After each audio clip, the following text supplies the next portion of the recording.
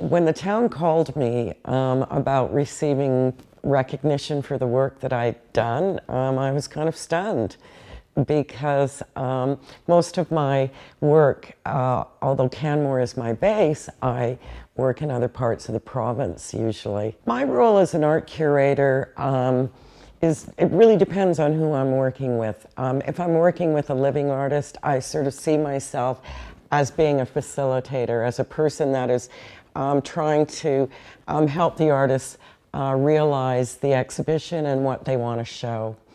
When I'm dealing with historic art, that is work that I generally take on my own, and I initiate the exhibition, tell the story, and put these people in a certain place and a certain context. How I got interested in the art of Western Canada, I think, really began when I was going to university in Ontario. And I lived in Ottawa, and there's the big National Gallery there. And I noticed that there was very little representation of the West other than what, Emily Carr had done, and also by European and other artists from other parts of the country. But really, in terms of artists, Western Canadian artists, there really wasn't much there to be seen. I think it's important for people to know that there's something there's something out here that that is worth looking at.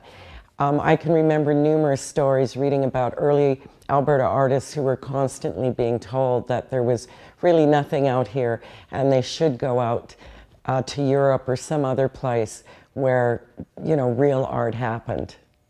I was with ArtSpeak at the very beginning when it first started, and the area that I was interested in was the visual arts, and we were just all involved as volunteers trying to heighten the cultural profile of the community.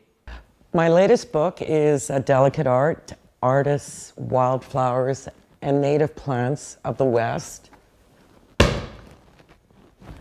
It's a book that I really wanted to write and look at how artists in this particular part of the world have interpreted wildflower art. And I looked at 6 artists and covered a period of 100 years. And some of it's botanical art, and some of it is more modern interpretations.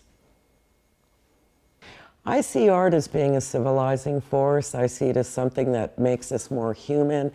And I also think it brings us in touch with things that we never see in our everyday life, and it helps us to get to know the place we live in. I work all over the place in Alberta, and I still love always coming back to Canmore. It's my home, and I think it's a place where there's a lot of creative energy.